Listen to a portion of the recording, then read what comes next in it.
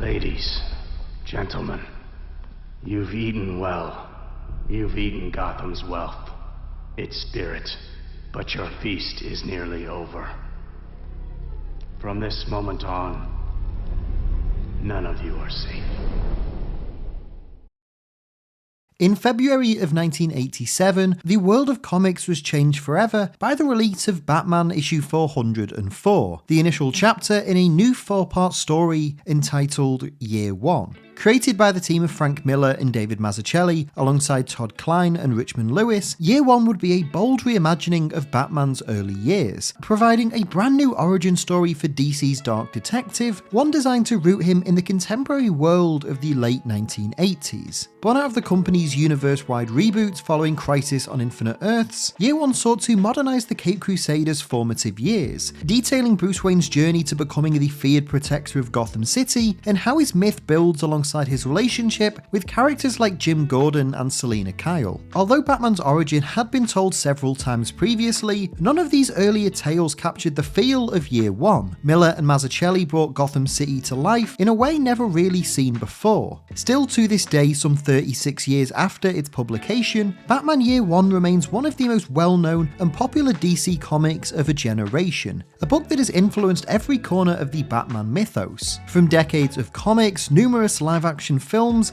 animated projects and beyond, as well as often being regarded as one of the greatest superhero origin books ever made. So in this video, I want to explain the history behind Year One, discuss how Frank Miller and David Mazzucchelli reinvented the Dark Knight for this new era of DC Comics, and how their unique and cutting-edge take on the early years of one of comics' most popular heroes remains one of the greatest origin stories ever put to the printed page.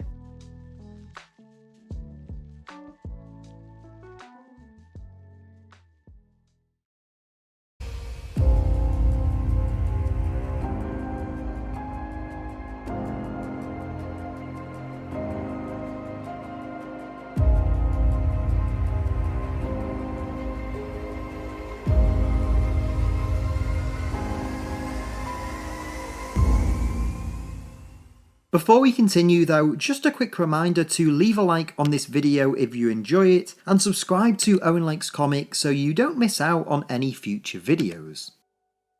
So in order to explain the significance of Batman Year One, it's first important to overview how this series came to be, and the history of its writer, Frank Miller. Miller's rise to prominence within the world of comics began in 1979, when he began working at Marvel as a fill-in artist on books like Spectacular Spider-Man. Soon after this, Marvel editor-in-chief Jim Shooter became impressed with his work, and hired him to work with writer Roger McKenzie on Daredevil. While Daredevil was a floundering title at the time, Miller's artwork did attract a lot of attention, particularly that of Denny O'Neil, who had recently returned to Marvel from a highly successful stint at DC Comics. With O'Neil now serving as the Daredevil editor and looking for ways to turn the book's fortunes around, he approached Miller about writing the series in addition to just drawing it. And in Daredevil issue 168 from January of 1981, Miller would formally take over the Daredevil series alongside inker and later penciler Klaus Janson. Almost immediately, Miller and Janson began to reinvent the world of one of Marvel's most unsung heroes. Over the next 2 years, the duo would work to reinvent Matt Murdock's status quo, introducing brand new villains like Elektra and the Hand, reimagining longtime Spider-Man foe the Kingpin as the hero's new main antagonist, adding a notable martial arts presence to the series, and just overall making the series a lot more darker and infused with crime noir. Frank Miller's run on Daredevil quickly became an acclaimed and popular series, one still regarded today as perhaps the best in the character's history. And as a result of this success, it's unsurprising that DC Comics would attempt to hire the writer to provide a similar revamp for their Dark Detective.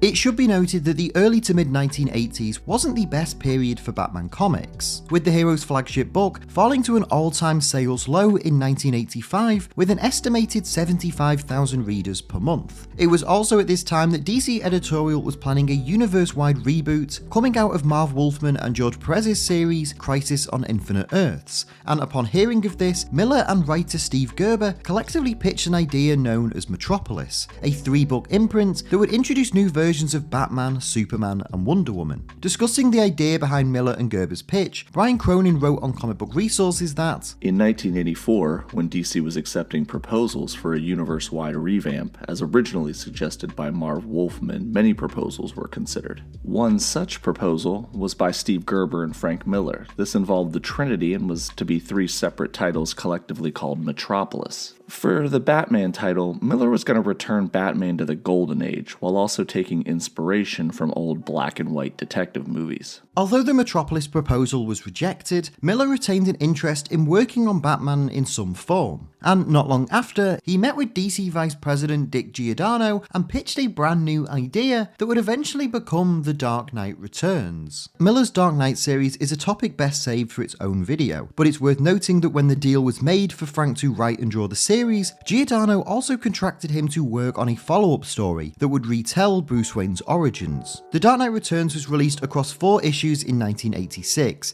and became an immediate sensation, sending shockwaves throughout both the entire comic book industry and the landscape of mainstream entertainment. The book's positive response and impressive sales numbers meant that Miller's contractual follow-up was immediately greenlit. However, almost immediately, the writer began to hesitate about wiping away much of Batman's history. As Glen Weldon writes in his book The Caped Crusade, Miller was initially opposed to DC rebooting Batman from scratch and using Year One as the launch title, stating, "I don't need to slash through continuity with a sharper blade as I thought. Doing The Dark Knight has shown me that there's been enough good material that I wouldn't want to throw the baby out with the bathwater. I didn't feel that fleshing out an unknown part of Batman's history justified wiping out 50 years of adventure."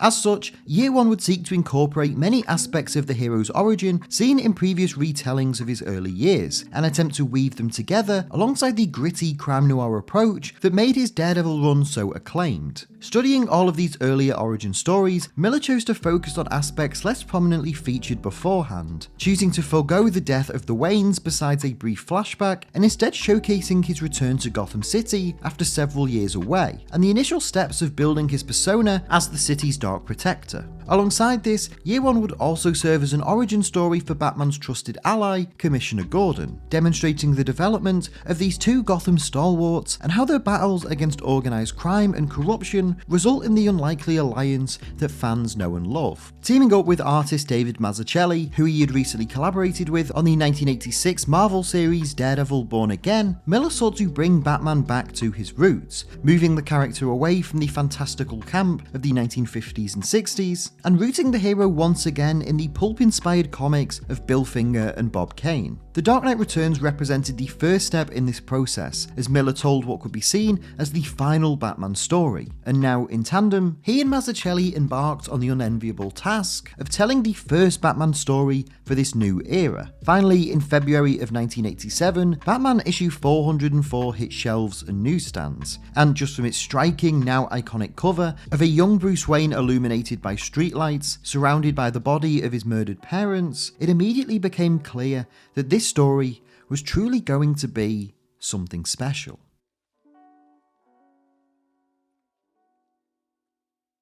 Told across an entire calendar year, Batman Year One opens in January, as Lieutenant Jim Gordon rides a train across Gotham City, having recently been transferred to its police department from Chicago. As he surveys the city from his window, we also see Bruce Wayne exiting an aeroplane, walking through a crowd of reporters who note that he has returned home after 12 years abroad. Almost immediately, both men witness the state that Gotham has fallen to. Gordon meets his new partner, Arnold Flass, and discovers the extent of corruption within Gotham's police force, whilst Bruce and Alfred prepare for their plan to save the city. As Bruce trains, we see Gordon chastise Flass for his actions, only to be attacked later that night by a group wearing balaclavas, who Jim recognises to be fellow GCPD officers. Gordon, injured, stumbles home to his newly pregnant wife. Meanwhile, Bruce dons a disguise and travels to Gotham's red light district. Here, he's drawn into a fight with a pimp wielding a knife, while Selina Kyle watches on from afar. This skirmish is quickly broken up by police, who open fire on all parties. Bruce is shot and handcuffed, but manages to escape, barely making it home to Wayne Manor.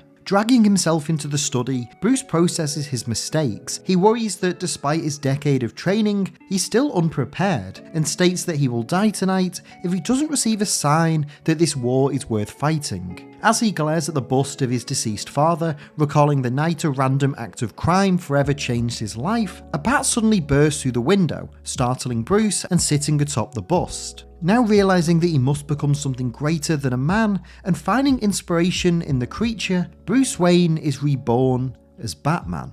Over the next month, Bruce builds his new vigilante persona. Meanwhile, Gordon, angered by Flass's attack and the negligence of Commissioner Loeb, begins to take matters into his own hands, following Flass home and crashing his car on the outskirts of the city, before beating him hand to hand and leaving him handcuffed in the woods. As Gordon's one-man battle against the GCPD begins, news of a mysterious Batman emerges throughout the city, drawing the attention of both the police and the criminal underworld led by Carmine Falcone. Loeb tasks Gordon and Detective Sarah Essen with leading a sting operation to try and capture the Batman, while Falcone assembles several of Gotham's most powerful figures to discuss how they'll collectively deal with this new vigilante. It's during this meeting that the Caped Crusader would make his formal debut to Gotham's criminal underworld, blasting through the wall of Falcone's home and declaring their feast on Gotham's soul to be over. The GCPD's attempt to apprehend Batman intensify over the next subsequent month, with Gordon coming face to face with the hero for the first time after Batman saves an elderly woman from a runaway truck. As Jim opens fire, Bruce is forced to flee, eventually hiding in an abandoned building surrounded by police. Commissioner Loeb orders a demolition team to explode the building, and after it's been levelled, SWAT are sent in to execute any survivors. Batman, although severely injured,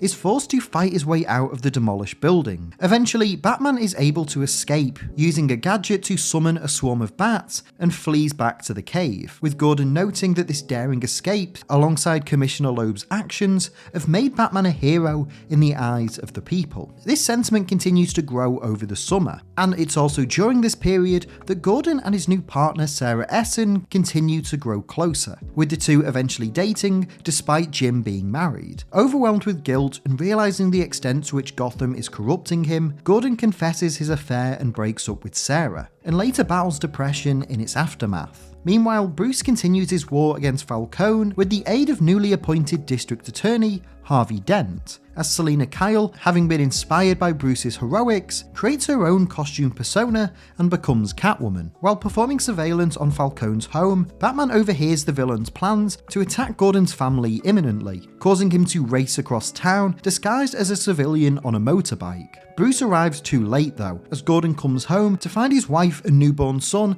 taken by Falcone's men. This results in a three-way chase that culminates on a bridge, where after a fight between Gordon and Falcone's men, Gordon's baby falls off the bridge. Instinctively, an unmasked Bruce dives from the bridge, rescuing the child and handing it to Gordon and his wife. Thanking Bruce, Jim remarks that his glasses were destroyed in the fight and that he's practically blind without them, as well as urging Batman to flee before the police arrive. Following this moment of unity between Batman and Gordon, it's revealed that Arnold Flass, after interrogation from Bruce and Harvey Dent, testified with evidence against Commissioner Loeb, implicating him in Falcone's schemes, and as a result, Gordon is promoted to captain. Year 1 concludes in December, with Gordon standing on a rooftop as snow begins to engulf the city. Gordon lights his pipe and reflects on the events of the previous year, as he remarks of an unknown figure called the Joker threatening to poison the city's water. Gordon seems unfazed though, as he notes that Batman is on his way to meet him, as the legacy of Gotham's two knights now begins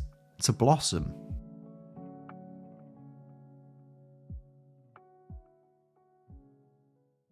After its release in early 1987, Batman Year 1 quickly became a huge commercial and critical success. In terms of sales, Miller's reimagining helped turn the Caped Crusader's fortunes around, taking the main Batman comic series to an estimated 193,000 copies sold per month, figures not seen since the early 1970s. Not only did the story sell tremendously well, but readers and critics both resonated with Year 1 too, with many lauding it as one of the best Batman stories of the generation and a true return to form for DC's Dark Knight. Even today, this 4-part tale still significantly impacts how Batman is perceived and handled, in and outside of the printed page. As Geoff Klock explains, Miller created a radical and definitive version of Batman for the new adult demographic, and proved once and for all that superhero comic books, though originally created for children, could tell stories rich and complex enough to rival any novel. These works created a new canonical center for Batman, around which every Batman history organized itself,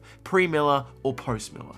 Every story for the character before and after lived in the shadow of Miller's Bat. Thanks to the gritty realism of Miller's writing, coupled with the exceptional art by Mazzucchelli and Richmond Lewis, Year One brings Batman out of the hyper-stylized world of the previous era of DC Comics and into one that feels deeply familiar. The Gotham featured in this series feels more like the New York City depicted in films like Taxi Driver and The French Connection than it does its pre-crisis counterparts. Miller's Gotham not only provides a greater sense of realism than previously experienced, but it also echoes many real-life anxieties at the time. Similar to how the writer critiqued and parodied the presidency of Ronald Reagan in The Dark Knight Returns, Miller uses Year One to discuss recent events within the American police force through his depiction of the GCPD. Namely, the sequence where Batman is bombed while hiding in an abandoned building parallels a real-life event that occurred only 9 months prior, where 11 people were killed and over 200 were left homeless when the Philadelphia police bombed a residential area that was believed to be occupied by the Black liberation group MOVE. In addition to drawing comparisons to this particular event, Miller draws on the discontent and dissatisfaction that many in the real world felt at this time, with the GCPD of Year One being depicted as ineffective and corruptible, showing very little contempt for the plight of those within Gotham City. By contrast, the book's two heroes, Batman and Lieutenant Gordon, are both depicted as outsiders, not tainted by Gotham's vices, and hellbent on a mission to repair the city's soul and restore it to its former glory. While Gordon is introduced as being brand new to Gotham, for Bruce this mission is far more personal. After a decade of travelling around the world, he returns to find his city and by extension his family legacy in ruins. As a result, Batman's declaration of war against the criminal underworld feels not just like the vengeful actions of a man disgusted by what his city has become, but it also feels like a force of nature, the physical manifestation of what Gotham was and should be, fighting back against the very figures that have dragged it to the depths of despair. Now, this isn't to say that the Batman of Year One is fully formed though. One of the beauties of this story is watching how Bruce fails, fumbling and falling into the persona we know today. This almost prototype Batman seen throughout Year One acts as an excellent precursor to the present day adventures of the character featured throughout many post-crisis DC comics. This darker approach would continue in many subsequent Batman storylines, including A Death in the Family and The Killing Joke, both released in 1988, and even into the early 1990s, with storylines like Nightfall published in 1993. Alongside this, several writers would attempt to follow up Miller and Mazzucchelli's origin with other early year Batman adventures. In the summer of 1987, DC attempted to capitalise off Year One's success by quickly releasing Batman Year Two, written by Mike Barr with art by Alan Davis and Todd McFarlane. Now, this story would fail to hit the heights of the previous entry, and a more popular follow-up to Year One would eventually be released in 1996. In the form of Jeff Loeb and Tim Sale's seminal 13-issue series The Long Halloween. Coupled with its 1999 sequel, Dark Victory, these three comic books make up the backbone of much of Batman's modern history, establishing the core themes, ideas, and adventures that define Bruce Wayne's early years as a crime fighter. Even still today, these books are revered as some of the best Batman comics of all time, with Year One in particular being regarded as the story that lay the foundation for this new era of success. The impact that Year One has had on the Batman world can't be understated. In addition to being a terrific story, it's influenced countless follow-up comic books, numerous live-action films, animated shows, and more. Everything from the acclaimed 1992 Mask of the Phantasm to Christopher Nolan's Batman Begins, and even Matt Reeves' recent Batman film, all owe a great deal of inspiration to Frank Miller and David Mazzucchelli. The fact that Year One continued to inform and shape the modern superhero landscape, both in comics and in wider media, demonstrates the inarguable legacy that this four-part story has, and why it has stood the test of time as not only one of the greatest origin stories ever told in a comic book, but one of the truly definitive and quintessential Batman tales.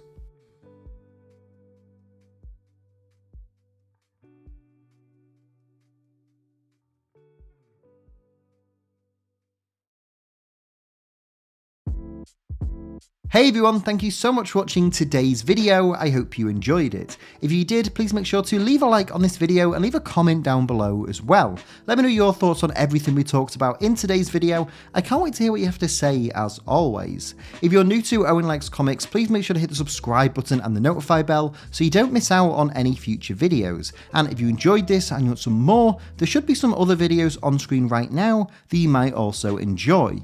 If you want to help support the channel and help me make more videos, you can do so over at patreon.com/OwenLikesComics. Or if you want some more of me, you can follow me on Twitter just at Owen Likes Comics. I do just want to take a second and wish everyone watching this video a Merry Christmas, Happy Holidays, and a Happy New Year. I'm recording this on the 24th, though I know this video will come out after Christmas, so I hope everyone watching this had a wonderful time regardless of whether you celebrated or not, and I hope the new year treats you well. 2023 was a really good year for the channel. I made lots of videos I'm very proud of. The community has grown really nicely, and I've got lots of exciting things I'll be announcing in the new year, and lots of things I'm really looking forward to sharing with you all as well. And thank you for all of your continued support on the videos this year. I really do appreciate it. But lots of cool things coming in the future. That's for then. But for now, that's all for this video. Again, thank you all so much for watching. I hope you enjoyed it, and hopefully I will see you next time and next year. But until then, take care and keep reading.